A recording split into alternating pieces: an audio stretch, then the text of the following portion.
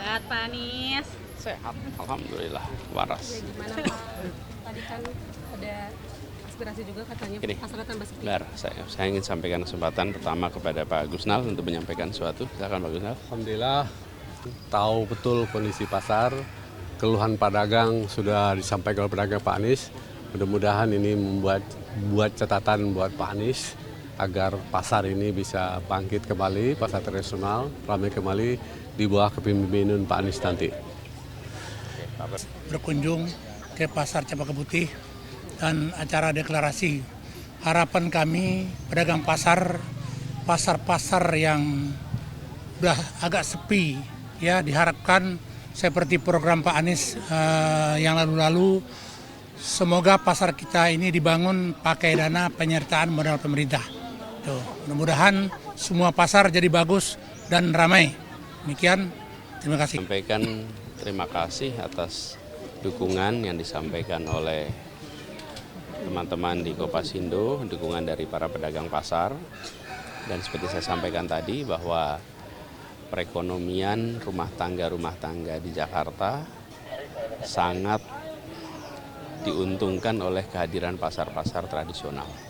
Pasokan-pasokan kebutuhan pokok warga itu melalui jalur pasar-pasar tradisional. Karena itu pasar-pasar tradisional harus dijaga untuk bisa tetap hidup dengan baik dan bila ada permasalahan segera diselesaikan supaya kegiatan di pasar berjalan baik, harga terjangkau, kenyamanan selalu hadir, dan manfaatnya dirasakan oleh rumah tangga se-Jakarta.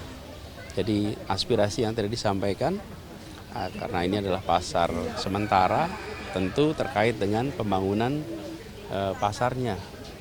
Nah, ini semua saya tadi sampaikan ketika saya menyambut, kita bahas sama-sama pasar-pasar ini supaya bisa kembali beroperasi dengan baik, supaya semua pedagang yang semula bisa bekerja, mencari nafkah, memberikan kesempatan juga pada perekonomian rumah tangga bisa kembali berkegiatan.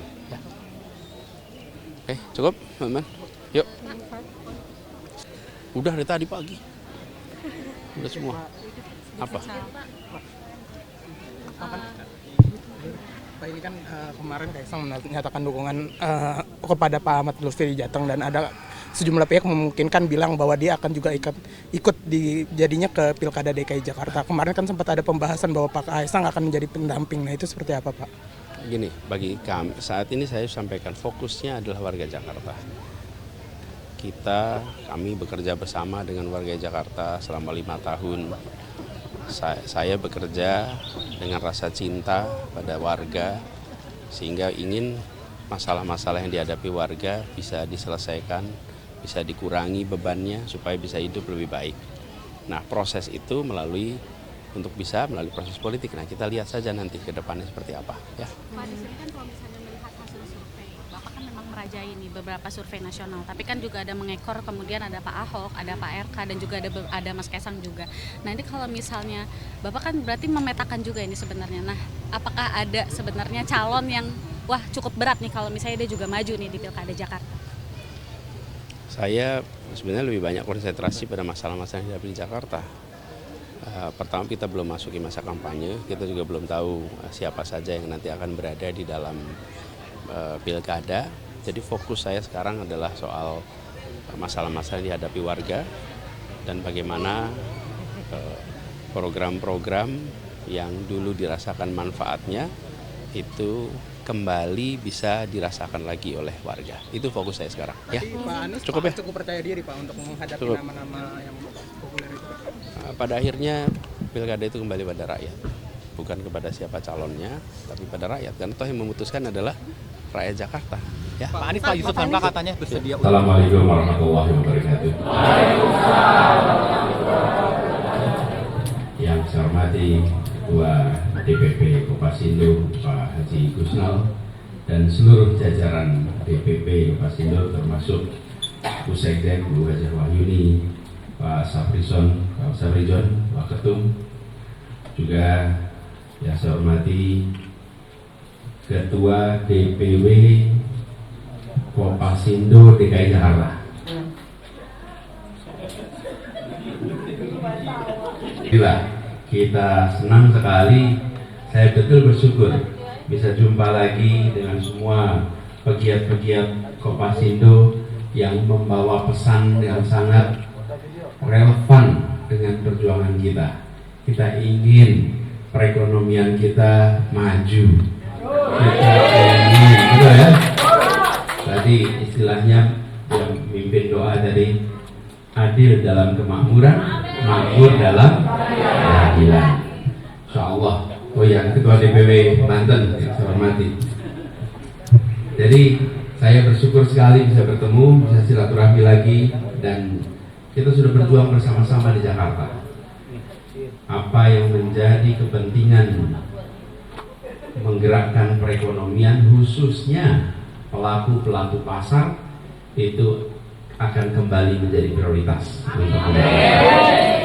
Jadi kita semua tahu bahwa pasar tradisional adalah salah satu tulang punggung penting di dalam perekonomian di Jakarta. Dan keluarga-keluarga di Jakarta mengandalkan betul pasar-pasar tradisional. Dari pasar-pasar inilah kemudian kebutuhan-kebutuhan pokok itu dipasok. Nah, kita sering menyaksikan kebutuhan-kebutuhan pokok itu, tapi kita kadang-kadang terlewat memperhatikan kondisi pasarnya, terlewat memperhatikan apa-apa yang menjadi kebutuhan agar pasar ini bisa makin berkembang. Jangan pasar tradisional justru makin menghilang. Yang dibutuhkan justru makin kuat, makin menjadi saluran atas kebutuhan. Dan kita tahu pasar-pasar tradisional kita itu memiliki usia yang amat panjang. Pasar Senen ini panjang sekali, Pak. Salah satu pasar paling tua di Jakarta ini. Memang pasarnya sebagian pakai nama hari ya. Ada pasar Minggu, pasar Senin, pasar Rebo, pasar